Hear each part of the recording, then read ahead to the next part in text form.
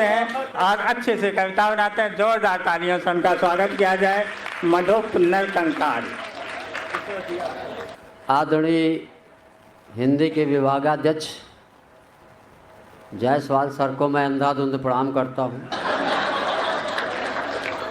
और जितने भी प्रोफेसर्स बैठे हुए सबको मूसलाधार, कवियों को धुआंधार, Subscribe for more content. आप सबको चैला फाड़ प्रणाम करता हूँ।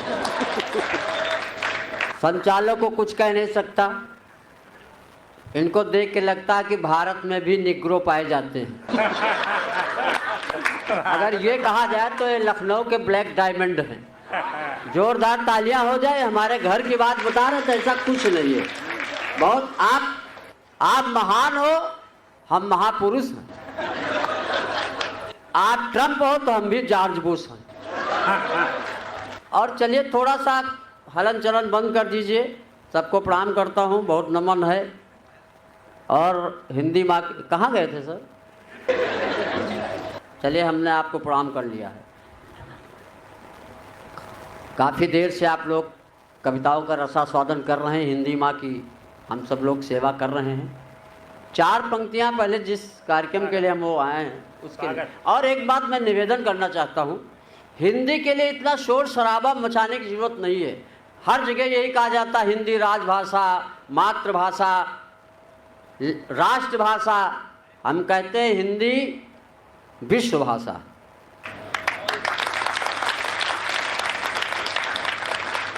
हिंदी विश्व भाषा इसलिए है कि चाइना, रसिया, अमेरिका, ब्राज़ील, फ्रांस, कहीं भी कोई बच्चा पैदा होता तो कहाँ कहाँ बोलता है, व्हेयर व्हेयर नहीं बोलता। जब व्हेयर व्हेयर बोले तब समझ जाओ। और एक बात, हिंदी और अंग्रेजी में एक कल्चर ये है कि जब हम अंग्रेजी में किसी को प्रणाम करते हैं तो पहले टाइम देखते हैं। सुबह है तो गुड मॉर्निंग, दोपहर है तो गुड नून, शाम इवनिंग गुड नाइट। लेकिन हिंदी माँ जब प्रणाम या अभिवादन सिखाती है तो टाइम नहीं देखती, सबको हम प्रणाम, नमस्कार, नमन करते हैं। ये हिंदी माँ। अंग्रेजी कोई भाषा थोड़े है, अंग्रेजी तो जानवरों की भाषा। हु हाउ तालियां बजनी चाहिए इस बात। 4 पंक्तियां हिंदी माँ के सम्मान में पढ़ता हूँ। भाई अभय निर्भीक जी, आपने मंच को बिल्कुल टांग दिया है, अब थोड़ा सा नीचे लाना पड़ेगा। अभय बहुत अच्छे कवि हैं, बहुत अच्छे। लेकिन 4 पंक्तियां पहले हिंदी माँ के लिए मैं पढ़ता हूँ कि यही जमी है यही आसमां है, यही जमी है यही आसमां है, हम बुलबुले हैं ये बागबा है, इसके दूध का कर्ज अदा करो, हिंदी भाषा ही नहीं माँ है।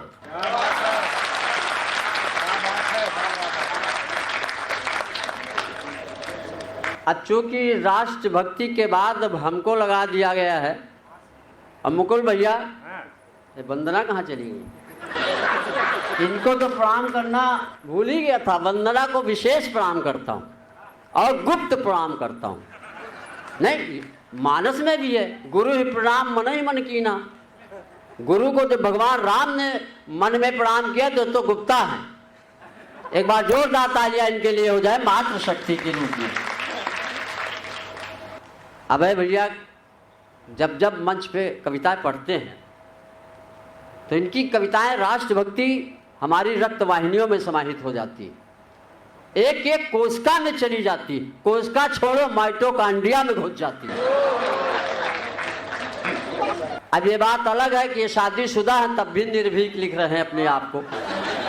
अगर ये निर्भय लिखे, निश्चल लिखे तब तो ठीक है, ये अनमैरिड है।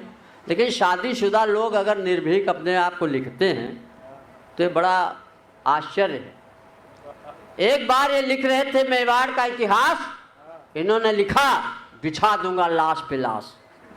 पत्नी आई बोली शाबाश।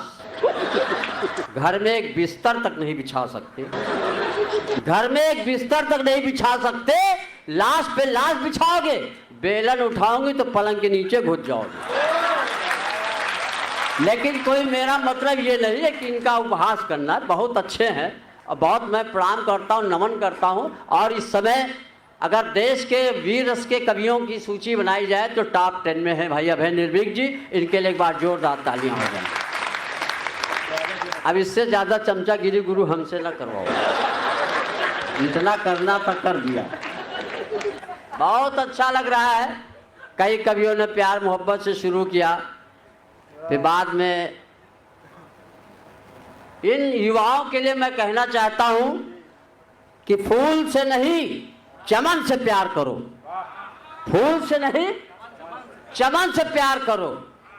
फूल पे नहीं चमन पे मरो और तन पे नहीं अब वतन पे मरो। हम तो बहुत पहले मर चुके थे। तभी ये जब अभय निर्भीक जी तीसरी कविता पढ़ने लगे तो अब हमको लगा कि अब हम ही शहीद होने वाले हैं। प्रणाम करता हूँ, नमन करता हूँ इस ऊर्जा को जो मुझे दिखाई दे रही। जब लखनऊ में उतरा तो हमारे बगल में एक यात्री था, उसकी जेब कट गई। उसने जब उस पर लिखा था मुस्कुराइए आप लखनऊ में, हम तो मुस्कुराने की कोशिश कर रहे थे लेकिन वो बेचारा नहीं मुस्कुरा पाया। कभी कभी ये हो जाता अक्सर। ऑटो वाले सब ने पूछा, हमने कहा भैया विश्वविद्यालय चलोगे? तो उसने कहा बाबूजी हिंदी में बताओ।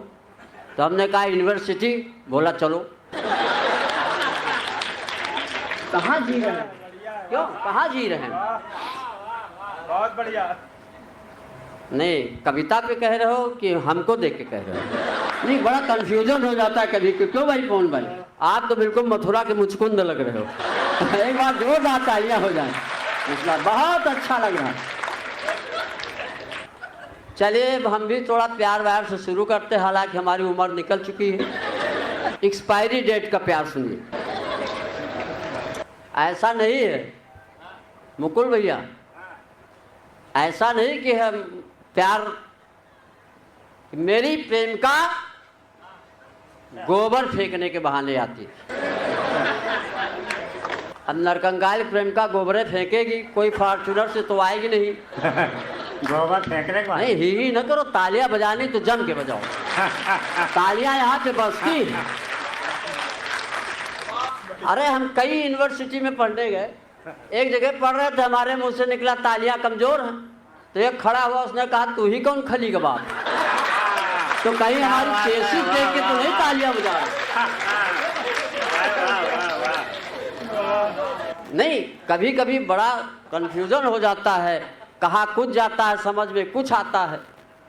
तो मैं निवेदन कर रहा हूँ, हम प्रेम की बात कर रहे हैं कि मेरी प्रेमिका गोबर फेंकने के बहाने आती थी, घंटों हमसे बतियाती थी, हंसती थी, मुस्कुराती थी, जीने मरने की कस्में खाती थी।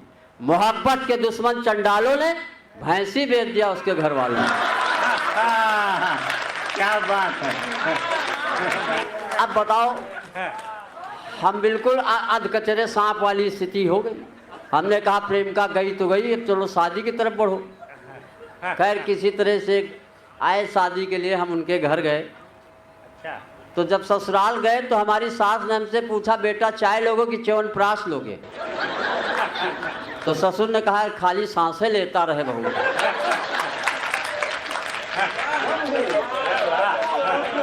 मुकुल भैया और वंदना जी ऐसा लग रहे हैं कि जैसे ताजमहल इमाम बाड़ा साथ साथ हो।